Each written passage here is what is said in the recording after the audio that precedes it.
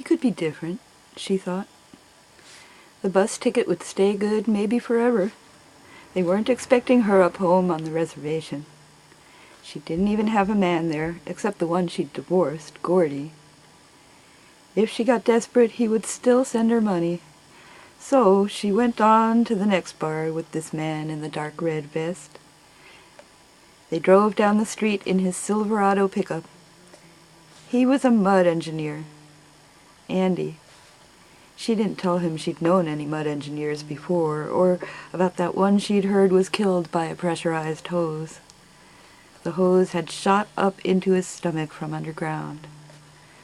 The thought of that death, although she'd only been half acquainted with the man, always put a panicky, dry lump in her throat. It was the hose, she thought, snaking up suddenly from its unseen nest. The idea of that hose striking like a live thing, that was fearful. With one blast it had taken out his insides. And that, too, made her throat ache, although she'd heard of worse things.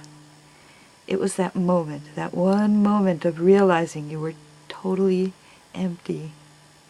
He must have felt that. Sometimes, alone, in her room in the dark, she thought she knew what it might be like. Later on, the dark falling around them at the noisy bar, she closed her eyes for a moment against the smoke and saw that hose pop suddenly through black earth with its killing breath.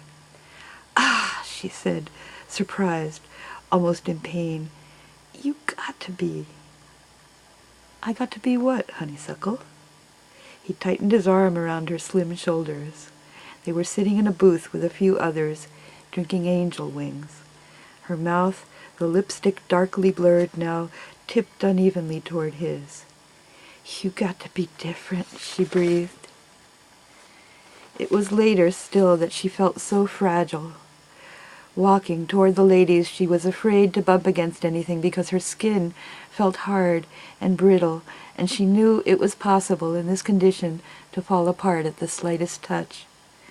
She locked herself in the bathroom stall and remembered his hand thumbing back the transparent skin and the crackling blue peel. Her clothing itched. The pink shell was sweaty and hitched up too far under her arms, but she couldn't take off her jacket, the white vinyl her son King had given her, because the pink top was ripped across the stomach. But as she sat there, something happened. All of a sudden she seemed to drift out of her clothes and skin with no help from anyone. Sitting, she leaned down and rested her forehead on the top of the metal toilet roll dispenser. She felt that underneath it all her body was pure and naked. Only the skins were stiff and old. Even if he was no different, she would get through this again. Her purse dropped out of her hand, spilling. She sat up straight. The doorknob rolled out of her open purse and beneath the stall. She had to take that doorknob with her every time she left her room. There was no other way of locking the battered door. Now she picked up the knob and held it by the metal shank. The round grip was porcelain, smooth and white, hard as stone.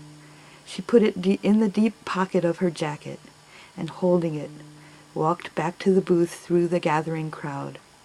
Her room was locked, and she was ready for him now.